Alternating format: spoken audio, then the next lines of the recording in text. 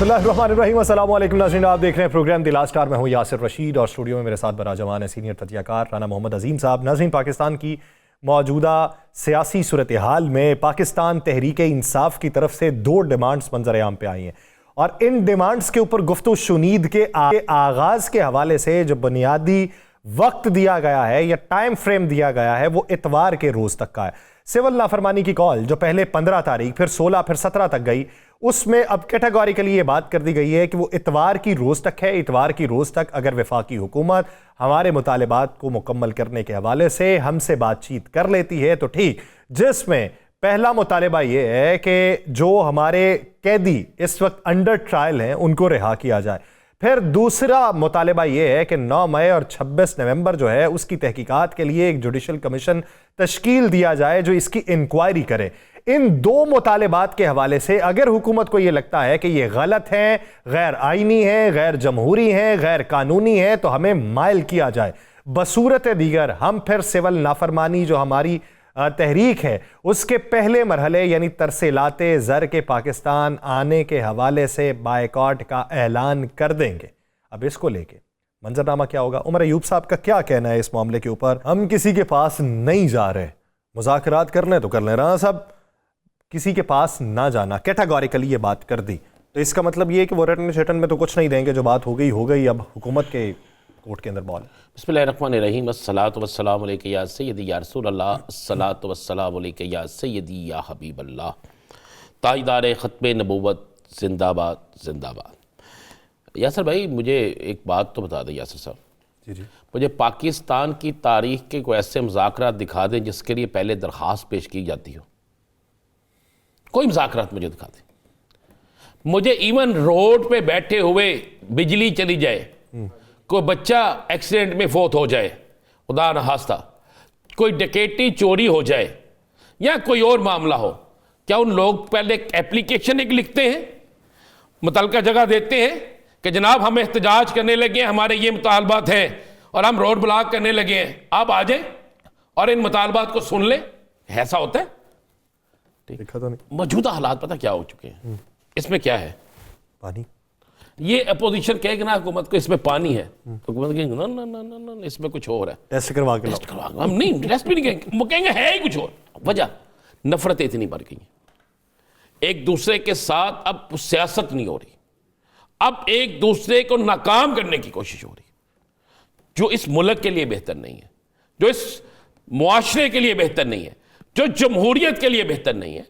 ये बात इनको समझ नहीं आ रही। इस ज़हन में ज़हन नशीन इनको ये बात करनी चाहिए कि इस मुल्क में ये पार्लियामेंट जो आपको नज़र आ रही है, ये सियासतदानों के ये ठाट बाट जो नज़र आ रहे हैं ना, ये सारा कुछ जमहूरियत की वजह से है। और जमहूरियत उस वक्त तक होती है जब सियासी जमातें सियासत की हद तक रहे, जब जमहूरी निज़ाम को चलने के लिए सारे उसको चलाने के लिए राज़ी हों। यहाँ पे नहीं है। मुझे एक बात बता दें, मैं समझ से बाहर है, मुझे तहरीक इंसाफ कह रही है जी हम पूरा मैंडेट लेके आए हैं, हमसे बात करें। वो बार बार कह रहे हैं पहले जाके एक दफा फिर अडयाला पूछो। भाई किस तरह पूछते हैं मुझे बता देना, क्या आपको वीडियो रिकॉर्डिंग कर लें, क्या कर लें?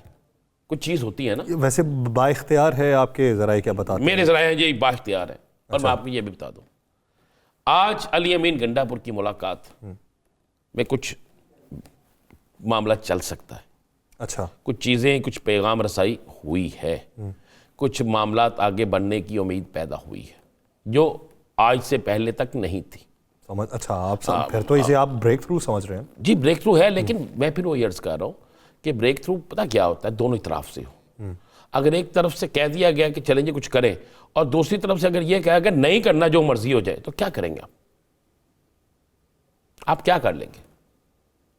तो यासर ये तो बड़ी क्लियर और वाज़ेह चीज़ है कि पाकिस्तान की सियासत में अगर तहम्मुल नहीं आएगा, अगर पाकिस्तान की सियासत में इन सियासी रहनुमाओं ने अपने रवैये तब्दील ना किए, तो फिर आप ज़हन नशीन कर लें कि इमरान खान को सज़ा हो जाए, सज़ा ख़त्म हो जाएगी, कुछ भी हो जाए, उसके बाद ये एक ऐसा सिलसिला बन जाएगा कि जिसमें नफ़रत ही नफ़रत बढ़ेगी, बाकी नहीं होगी। आज कहा गया ना यासर साहब ने कि मेरे सीने में इतने राज हैं कि मैं बोलूँ तो बहुत से लोगों को टिकटें ना मिले।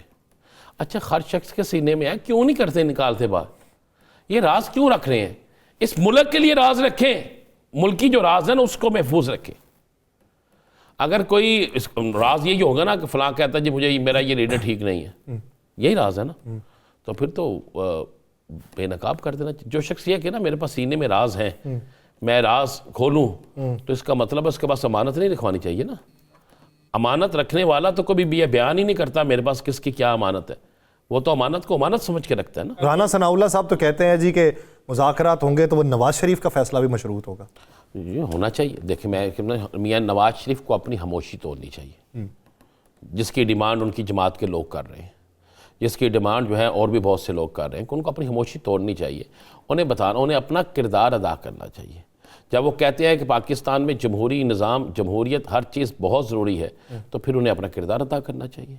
यहाँ उसे उन्हें कहना चाहिए कि नहीं भाई ये मुज़ाकरत नहीं हो सकते, उसकी वजूहात ये है, या फिर उन्हें कहना चाहिए ये मुज़ाकरत हो सकते हैं और इसके लिए ये TORs है। मियाँ नवाज शरीफ पाकिस्तान में इक़्तिदार में मौजूद सियासी जमात के सरबराह हैं, सदर हैं, उनको लाया गया था, हाली कबूतर नहीं से उड़ाने ऐसा ये भी काम करना सी ना। तो यासिर साहब उनको किरदार अदा करना पड़ेगा। अगर वो समझते हैं कि इस पाकिस्तान में जमहूरियत और पाकिस्तान के लिए बेहतरी है, तो भैया सब किरदार अदा करना पड़ेगा। अगर आप फैसला कर चुके हैं कि जो मर्जी हो जाए, मैं चुपीदा रोज़ा ही नहीं तोड़ना, तो फिर मर्जी रोज़ा तो खोलना होता है ना यार, रोज़ा तो खोलना होता है ना। अगर आप सहरी को रखते हैं तो इफ्तारी को तो खोलना है, तो चुप का रोज़ा भी तोड़ें, खोलें रोज़ा यार, बयान करें, अपना किरदार अदा करें। आप रुकने असम्बली हैं, आप एक सियासी जमात के सदर हैं, आप मुखालफत में करें, हमायत में करें, जिसमें भी करें किरदार अदा करें। आप क्यों परेशान हो गए? कुछ नहीं होता। जिस सामान की इजारादारी या उसका हक कह के वो लाए गए थे, उस पर तो इजारादारी के हक भी नहीं रहा, तो वो दूसरों के सामान की हिफाजत क्या करेंगे? देखें फिर मैं वही कह रहा हूँ, तो फिर इसका मतलब ये है बेबस है। बादियों नज़र में तो यही दिखाई देता है। फिर बेबस है तो फिर राना सनाउल्लाह साहब क्यों कहते हैं कि उनकी इजाज़त से होंगे, उनसे मशवरा किया जाएगा, हर चीज़ में उनकी मशावरत रखी जाएगी, क्यों कहते हैं? राना सनाउल्लाह साहब ने ये शहबाज शरीफ साहब से पूछा होगा ये बात? हाँ। ये तो राना साहब भी बता सकते हैं जी, और यहाँ मियाँ शहबाज शरीफ साहब बता सकते हैं। लेकिन राना सनाउल्लाह साहब के मुतालिक मैं एक बात बताऊँ, वो जो बात करता है ना बंदा, मुखालफत में भी करे फिर भी खुल के करता है, हमायत में भी करे फिर भी खुल के करता है, इसमें कोई दूसरी राय नहीं। यानी आपको ये लगता है कि अगर मुज़ाकरात के हवाले से कोई इम्कानात पैदा होने हैं तो अभी कुछ ऐसा तासुर तो शुरू हुआ है, लेकिन अब उसके नताइज क्या रहेंगे ये कुछ अरसे बाद ही पता चलेगा। एक ब्रेक लेते हैं, ब्रेक के बाद थिंक टैंक के सरबराह पाकिस्तान तहरीक इंसाफ रऊफ हसन साहब हमें ज्वाइन करेंगे। कहीं नहीं जाइएगा, स्टे विद अस।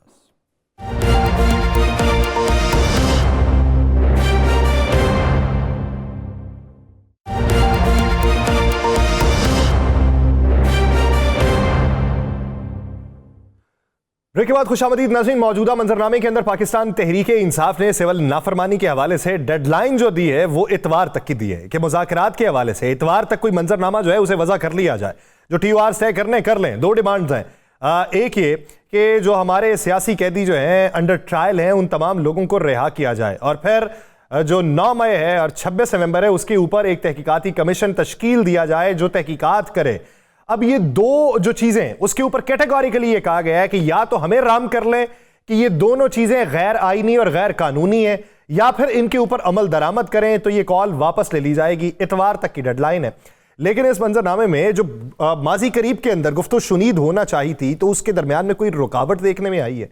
अब मौजूदा मंजरनामे के अंदर सिविल नाफरमानी किस हद तक काबिल अमल है और सिविल नाफरमानी के कितने फेजेस होंगे, पहले फेज में मुकम्मल तौर पर तरसीलात ज़र को रोकने की बात है या उसे महदूद करने की बात है, इस पूरे मंजरनामे में बात करेंगे। थिंक टैंक के सरबराह पाकिस्तान तहरीक इंसाफ के रहनुमा रऊफ हसन साहब ने हमें ज्वाइन किया है। रऊफ हसन साहब बहुत शुक्रिया आपके वक्त का। रऊफ हसन साहब, इससे पहले मैं आपकी तरफ आऊँ, फवाद चौधरी साहब आप ही की पार्टी के रहनुमा रहे, अब तो पाकिस्तान तहरीक इंसाफ ऑन तो नहीं करती, लेकिन उन्होंने अपनी एक मुलाकात का हवाला दिया जो खान साहब से उनकी हुई, वो एक केस के अंदर जब वहाँ पर मौजूद थे। वो कहते हैं कि ये बात हुई है और साबिक वज़ीर आज़म ने एग्री किया कि जो लहजे हैं वो मोहतात होने चाहिए। लहजों के मोहतात रखने के हवाले से PTI में गुफ्तगू शुनीद क्या हो रही? थैंक यू राना साहब। देखिए, ये जो मुलाकात की राम कहानी है सर, ये हम बड़ी पहले भी सुन चुके हैं, अब भी सुन रहे हैं। हकीकत हाल होती है वो कुछ और होती है। यहाँ शेख चिली के लिए जैसे दावे किए जाते हैं, वेरी अनफॉर्चुनेट कि मैच्योर्ड लोग जो है वो गलत बयानी करें। मैं इससे ज़्यादा कुछ नहीं कहना चाहता। खान साहब के साथ क्या गुफ्तगू हुई है कि नहीं हुई है, ये मैं इस प्लेटफॉर्म के ऊपर इसके बारे में भी बात नहीं करूँगा।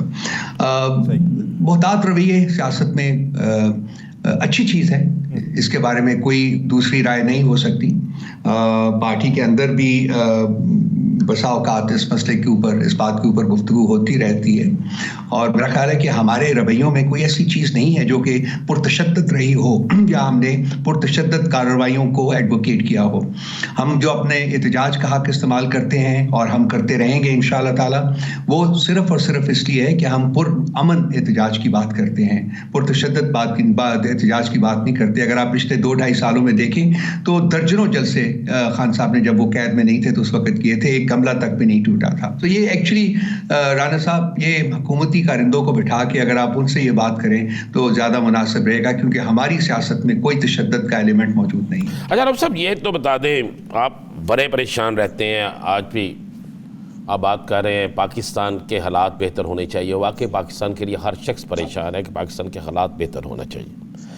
एक तो ये बता दें कि इस हालात की बेहतरी किस तरीके से हो सकती है, और दूसरा जो आपकी मुज़ाकराती टीम है, क्या उसको पूरा इख्तियार हासिल है? ये जो बार बार हुकूमती बेंचों से एक बात आती है कि उनको इमरान खान साहब का मुकम्मल एतमाद हासिल हो।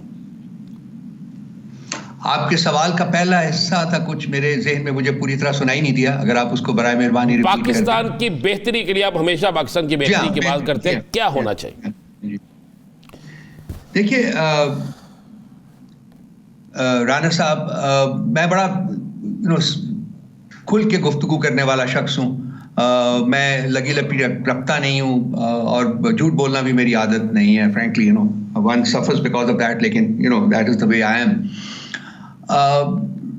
आपने रियासत में जब जो फॉल्स क्लेम्स जो होते हैं उनकी भरमार कर दें, और जो रियासत का जो एक एलिमेंट है वो दफन होकर रह जाए उन क्लेम्स और फॉल्स क्लेम्स के नीचे, तो फिर रियासत अपना तशख़्ख़ुस जो है वो खो देती है। देखिए, आज हम सारी दुनिया में जाके कहते हैं जी कि हमारे मुल्क में जमहूरियत है, हमारे मुल्क में आइन की हुकूमत है, हमारे मुल्क में जो शख्सी आज़ादियाँ हैं वो मौजूद हैं, हमारे मुल्क में जो इंसानी हकूक़ हैं उनकी कदर की जाती है, यहाँ इंसानियत मौजूद है, यहाँ अखलाकियात मौजूद हैं।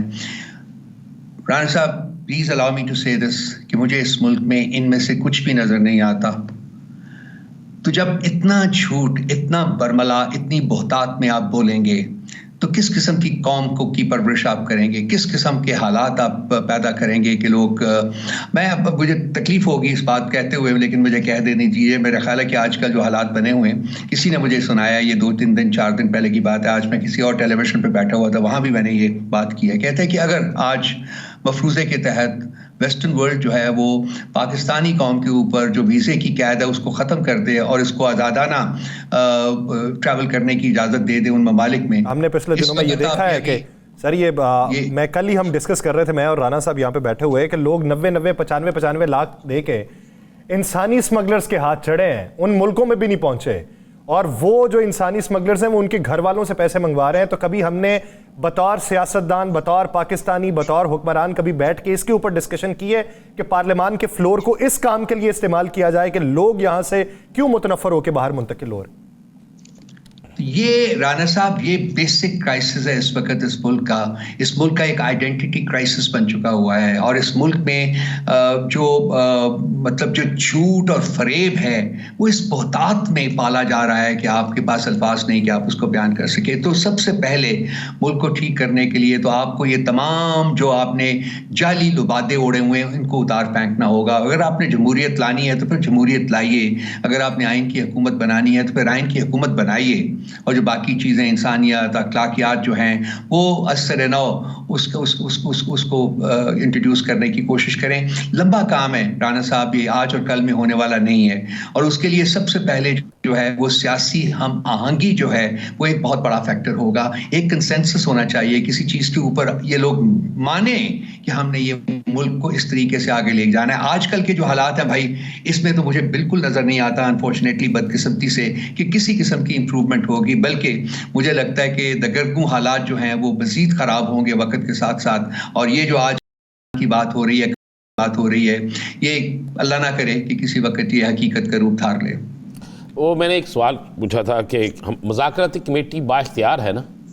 जी हाँ, उस पर आता हूँ जी। बिल्कुल बाइख्तियार है जी। खान साहब ने इनको संडे तक का टाइम कहा, आपने अपने इब्तदाइया में फरमाया भी है संडे तक का टाइम है कि जी आप इस मुज़ाकरात का। देखिए, मैंने अभी राना साहब का क्लिप भी सुना है। शायद हम लोग भी ये एक्सपेक्ट नहीं कर रहे कि संडे तक तमाम मामला जो है वो हल हो जाएंगे। ये इतनी जल्दी हल होने वाले मामला है नहीं, आप भी जानते हैं राना साहब, आपका भी बहुत एक्सपीरियंस, आप यहाँ बैठे हुए हैं। लेकिन कम से कम ये तो हमें एहसास हो कि मुज़ाकरात सीरियसली शुरू हो चुके हैं। अभी तक तो इफ्स एंड बट्स हो रहा है ना, कि ये है जी तो वो है जी। पिछले 10 दिन से मुज़ाकरात की बात हो रही है, पिछले 10 दिन से ये कमेटी बनी हुई है। हमें जो इंप्रेशन मिला है वो ये है जी कि अभी तक हुकूमती जो तरफ है वो ये फैसला नहीं कर पाई कि मुज़ाकरात करने हैं कि नहीं करने हैं। तो कम से कम इस गुत्थी को तो सुलझाए ना कि मुज़ाकरात शुरू करें, एक सेशन कर लीजिए, उसके बाद हमें पता चल जाएगा जी कि कितना वक्त हमें दरकार होगा। तो यही टीम जो है ये वापस खान साहब के पास जाके उनसे मजीद वक्त जो है वो लेगी। तो ये तो ये तो नहीं कि जी कोई पत्थर के ऊपर लकीर हो गया है संडे को, लेकिन इस वक्त संडे की डेडलाइन है कि कम से कम मुज़ाकरात का आगाज हो जाए। अच्छा रऊफ साहब, जिस तरीके से हुकूमत तो अब इसको जवाज़ बना रही है कि बाकायदा तौर पे इन्होंने हमसे राबिता तो नहीं किया, टेलीविजन के ऊपर बैठ के कह देते हैं, प्रेस कॉन्फ्रेंसेस के अंदर कह देते हैं, तो क्या यही राबिता करने के लिए आपकी तरफ से पैगाम है, या बाकायदा रिटन में जिस तरीके से वो कह रहे हैं कि आप स्पीकर को कहें, स्पीकर फिर दूसरी तरफ बात करते हैं तो फिर मुज़ाकरात आगे बनते हैं, तो बाकायदा रिटन में देने का कोई इरादा है कि बस यही जो पैगाम दे दिया यही काफ़ी है? देखिए, बचकानापन है। देखिए, जब आप फ्लोर ऑफ द पार्लियामेंट के ऊपर कोई भी स्पीच करते हैं तो सर वो आपको पता है राना साहब, वो हर चीज़ रिकॉर्डेड होती है, ठीक है ना जी। तो वो मौजूद है, हमारे लोगों ने भी तकरीरें की हैं, इनके लोगों ने भी तकरीरें की हैं, दोनों अतराफ ने बातचीत की हमायत की है। सो इसके बाद हाँ, अगर वो चाहते हैं कि हम कोई अर्जी लिख दें इनको, तो मैंने कल भी एक प्रोग्राम में बैठ के कहा था राना साहब कहने के ये कि हमें एक ड्राफ्ट भेज दें अर्जी का कि जनाब आली हम शदीद ख्वाहिश रखते हैं कि हम आपकी अदालत में अपना जो भी है किश कर दीजिए, तो हमें एक भेज दें।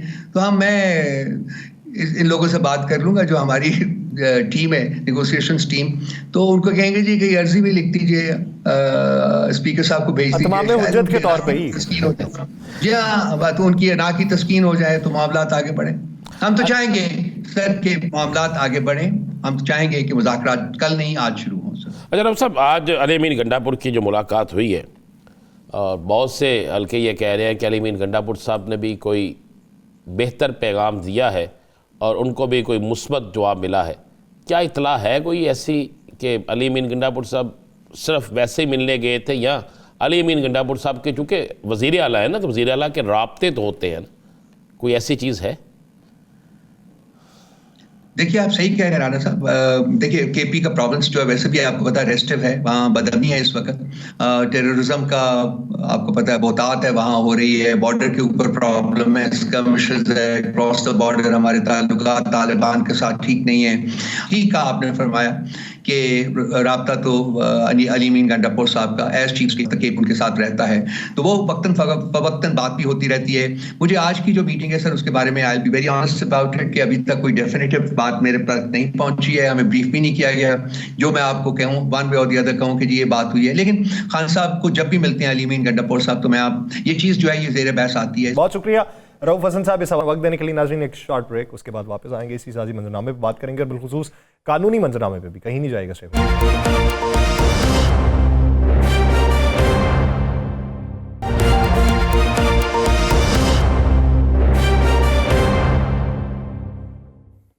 ब्रेक के बाद खुश आमदीद नाज़रीन। मौजूदा मंजरनामे में कानूनी मंजरनामा बड़ी अहमियत का हामिल है। एक तरफ 9 मई के मुकदमात में फ़र्द जुर्म का आयद होना, जिसमें वज़ीर आला खैबर पख्तूनख्वा समेत पाकिस्तान तहरीक इंसाफ के दीगर रहनुमा, और दूसरा अल कादिर ट्रस्ट का जो केस है उसके अंदर फैसला महफूज हो चुका है। जो 23 तारीख को सुनाया जाना है। अब ये ट्रायल कोर्ट का फैसला जो है, ये जाके इस्लामाबाद हाई कोर्ट के अंदर इसको चैलेंज किया जा सकता है।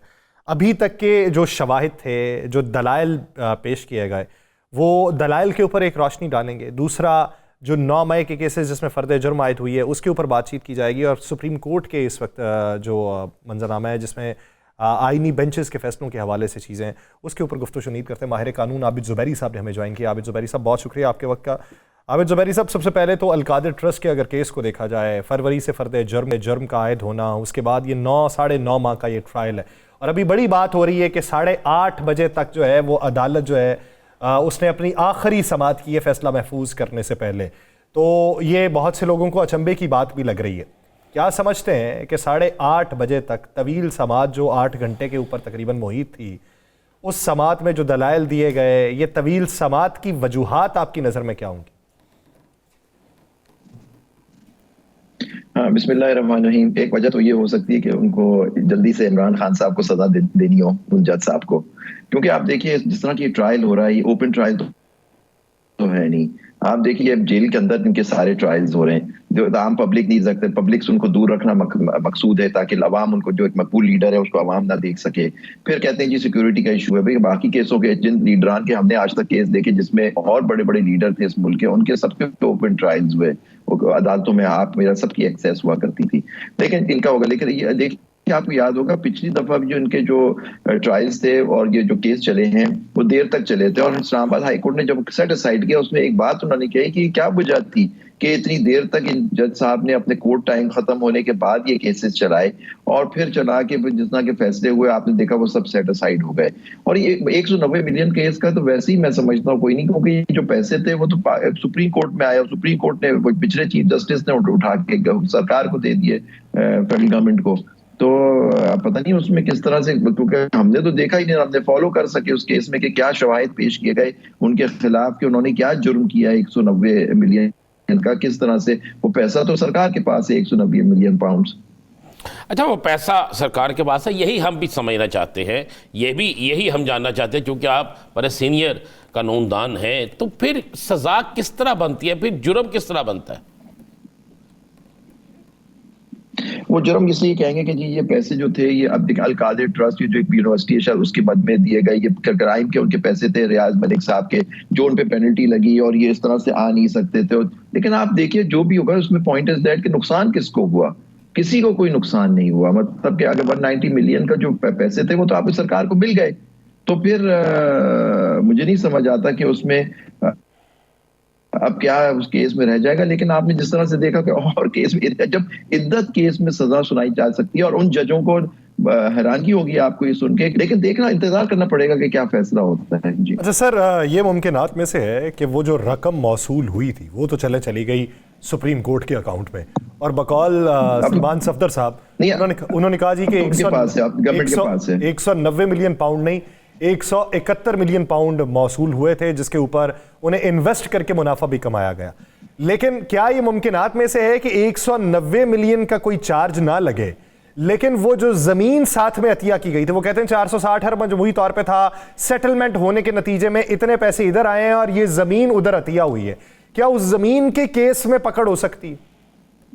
देखिए, अगर पैसे कोई इमरान खान साहब की जेब में तो नहीं गए, मुझे नहीं पता लगा कि को जमीन इसके एवज दी गई है या डोनेट की गई है, वो तो इनको सरकार के ऊपर है कि प्रूव करें कि जी ये लिंक्ड है, ये पैसा लिंक्ड है उनके, कि जी जमीन उनको फेवर के तौर पे दी गई है और ये पैसा उसके लिए, पैसा आया सुप्रीम कोर्ट के पास था पैसा, अब पिछले चीफ जस्टिस ने पैसा दे दिया है फेडरल गवर्नमेंट को, मतलब आपको, तो अब अगर वो पैसा इमरान खान साहब की जेब में आता या उनको उस तरह से मिलता तो बात समझ आती। मुझे नहीं समझ आ रहा, मुझे तो चार्ज ही नहीं समझ आ रहा कि उन पे एक्चुअली चार्ज किया है जिसके तहत उनके ऊपर ये 9 महीने का आप कह रहे हैं ट्रायल चला है जेल के अंदर, जो किसी ने नहीं देखा सिवाय उनके मुकला ने, या जो शायद प्रेस के कुछ लोग बिठा दिए जाते थे दूर, तो शायद देखा हो, तो मुझे तो नहीं पता कि अगर वो हत्या की।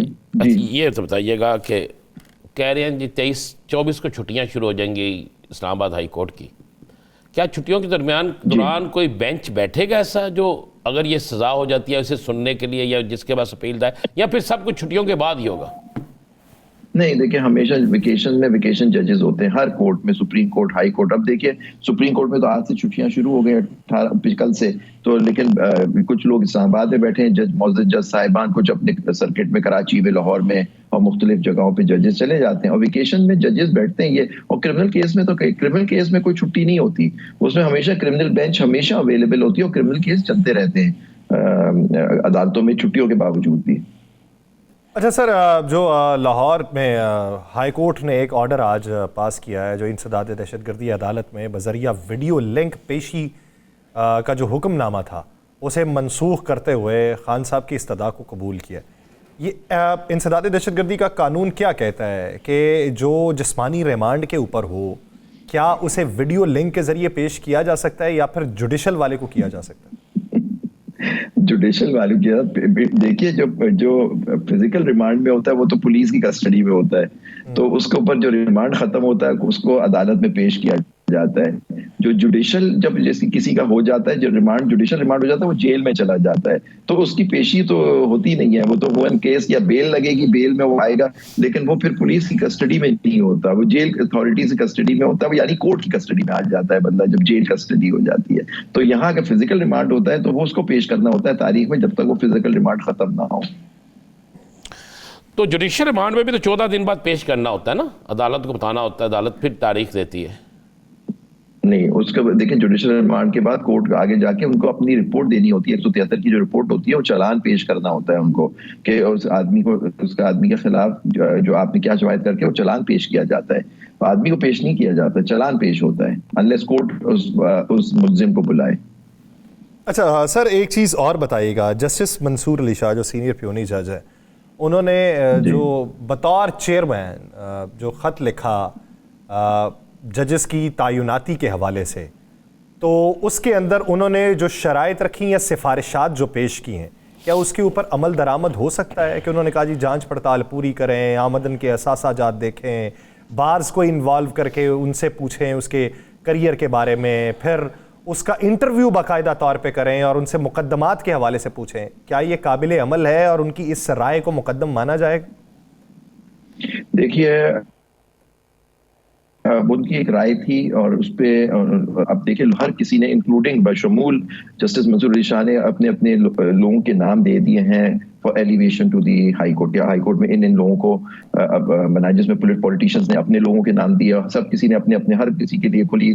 अब तो बात खुल गई है तो हर कोई अपने अपने पार्टी के लोगों के नाम दे रहा है, वो सब इस तरह से सारे आप देखेंगे जो नाम सामने आए हैं अक्सरियत इन जजों की वो है। और वहां आप देखें जजेस माइनॉरिटी में चले जाते हैं और वहां पलड़ा भारी होता है पार्लियामेंटेरियन का, एग्जीक्यूटिव का और बार काउंसिल के मेंबर साहब का, मेंबरान का जो अलाइड हैं हुकूमत के साथ।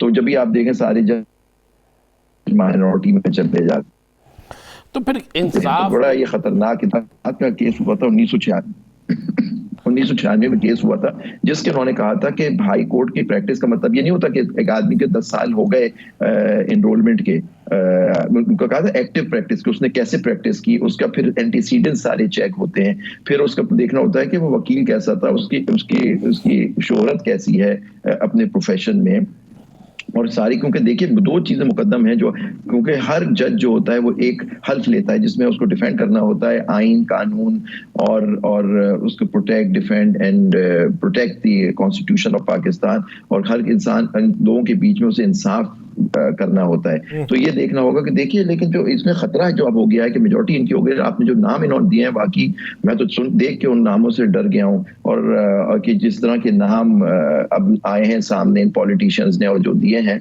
कि आप उनका उठा के देखिए उनके कितने केसेस हाई कोर्ट में, कोई किसी पार्टी का लीडर है उसके अपने उनके लॉयर विंग का, इस तरह की सारी चीजें अब ये हो रही हैं जिनके नाम दिए जा रहे हैं। तो देखिए अगर इंटेग्रिटी और आपने उनकी काबिलियत को ना देखा गया और उनके तो इस तरह से अपने अपने बंदों को लगा दिया गया, तो आपकी आज़ादी अदालत तो खत्म हो गई। आज़ादी अदालत के ऊपर फिर सवाल उठेगा जब इस तरह अपनी मंशा और अपने मफादात के तहत नामों को सजेस्ट किया जाएगा। बहुत शुक्रिया आबिद ज़ुबैरी साहब इस हवाले से अपना वक्त देने के लिए। नाज़रीन एक शॉर्ट ब्रेक लेते हैं। जो इत्तेहादी हैं वफाकी हुकूमत के, उनके एतराज़ात क्या हैं और वो डेडलाइन क्या दे रहे हैं, उसके ऊपर बात की जाएगी। कहीं नहीं जाएगा, स्टे विद अस।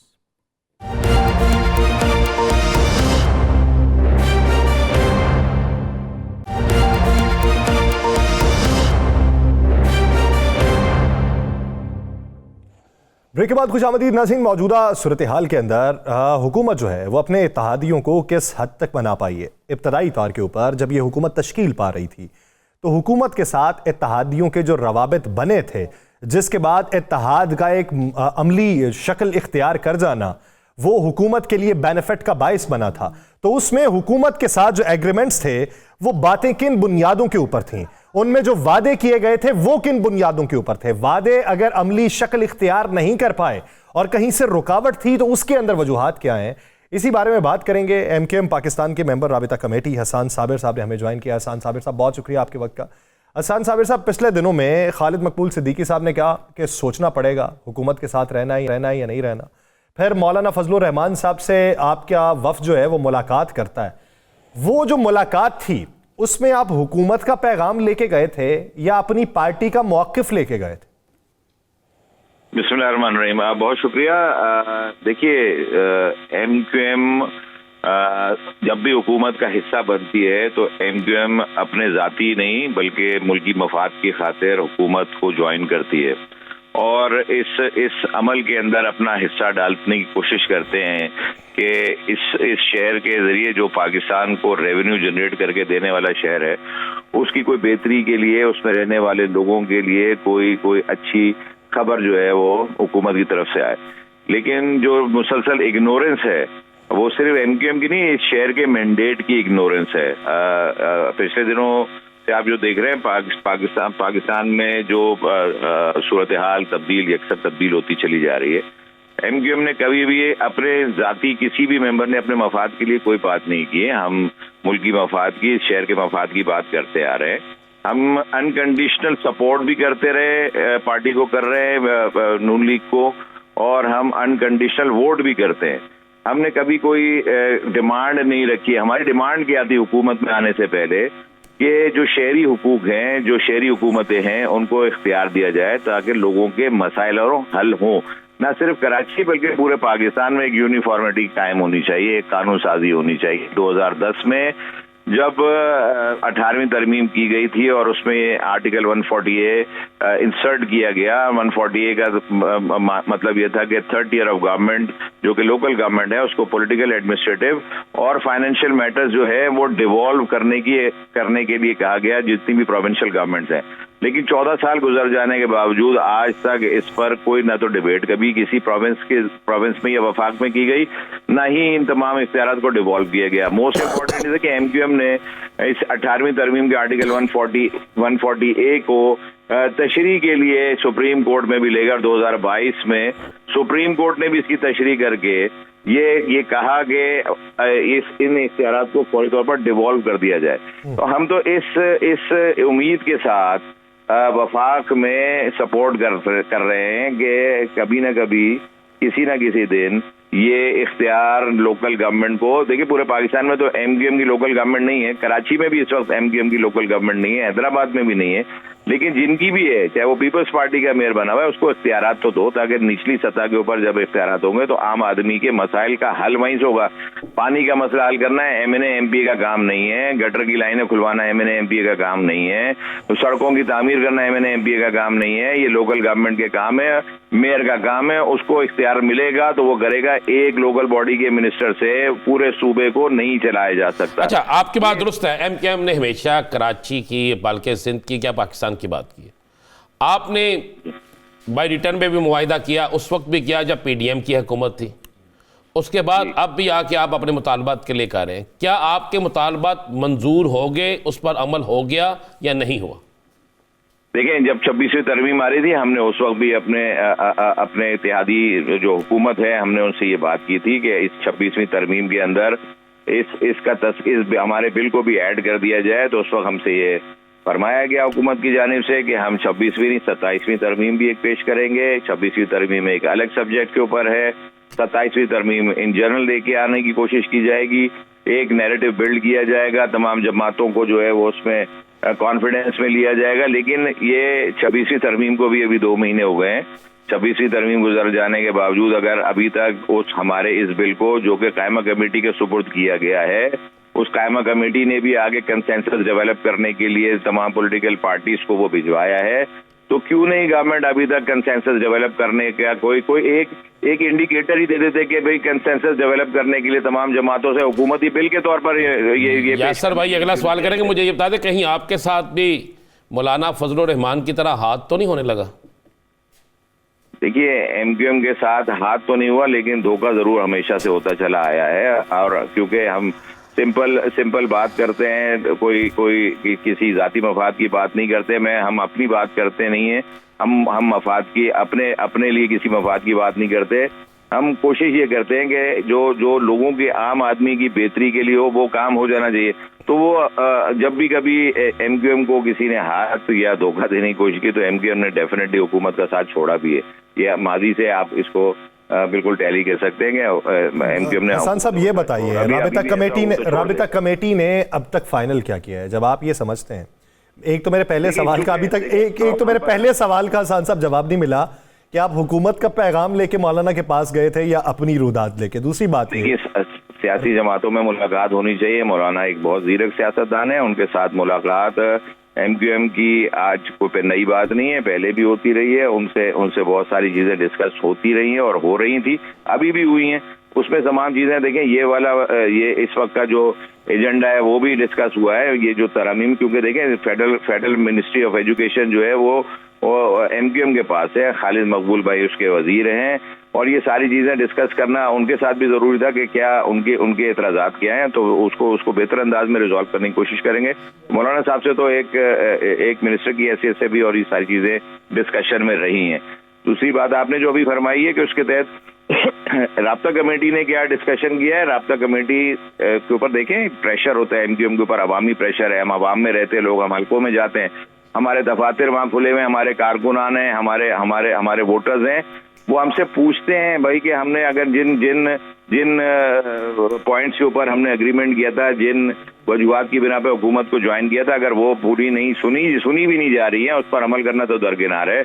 तो फिर हम सोचने पर मजबूर हैं, बात करने पर मजबूर है। और ये इस मजबूरी का इजहार तो आप लोगों ने कर दिया, लेकिन इस पर अमल दरामद होगा या अभी आप हुकूमत को मौका देंगे? देखिए, कोई भी ड्रास्टिक एक्शन हम सोचे समझे बगैर तो नहीं कर सकते। ऑब्वियस है कि हुकूमत है, हमारी अपने लोग हैं, अपनी हुकूमत है, पाकिस्तान की हुकूमत है, इसको चलाने के लिए हमने साथ दिया है। हम बात जरूर करेंगे, लेकिन अगर किसी नेच पर ऐसा महसूस हुआ कि जो भी आपने वर्ड यूज किया था कि अगर हाथ हो गया, तो फिर ऑब्वियसली हम उसके बारे में सीरियस नोट पे हम अपने वोटों को जवाब देना है। हम उसके बारे में फिर सीरियस और दूसरे अंदाज में बात करेंगे और सोचेंगे।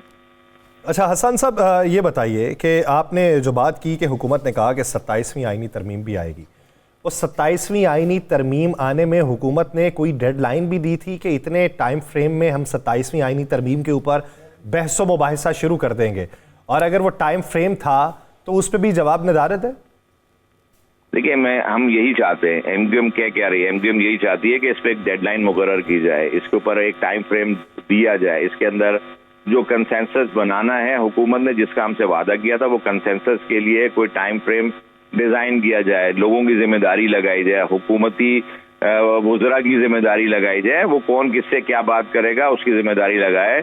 हमारा मसला देखिए, सिंध में पीपल्स पार्टी के साथ हमारा मसला है, हमारा मसला रहता है। यहाँ आपकी डेवलपमेंट के बारे में आपसे बेहतर और कोई नहीं जानता कि सिंध की अबतर सूरत हाल किस तरह से बढ़ती चली जा रही है। पूरे सिंध के अंदर कितने 70 लाख बच्चा जो है वो स्कूलों से बाहर है। यहाँ पे सड़कों का इंफ्रास्ट्रक्चर का क्या इस वक्त सूरत हाल है, जमीनों पे कब्जे की क्या सूरत हाल है, लॉ एंड ऑर्डर की क्या सिचुएशन है, ये सारी चीजें तो आपके पास हम मुझसे ज्यादा हैं। हम इस सारी चीजों को अगर हम डिस्कस नहीं करेंगे ऐवानों में, तो कहाँ बैठ के क्या रोड पर डिस्कस करेंगे उसको? हम तो यही बात तो हुकूमत से कर रहे हैं कि एक टाइम फ्रेम मुकर्रर करें, 27वीं तरमीम लानी है, 28वीं लानी है, लेकिन इन तरमीम से कोई फर्क नहीं पड़ता। लोगों का मसला हल होना चाहिए, चाहे वो आप तरमीम के जरिए करें, कानून साजी के जरिए, डायलॉग के जरिए करें। लोगों के मसाइल का हल तो इसी में है कि उसको थर्ड टियर ऑफ गवर्नमेंट जो कि लोकल गवर्नमेंट है उसके अंदर लोगों को लाना पड़ेगा, इख्तियारात देने पड़ेंगे।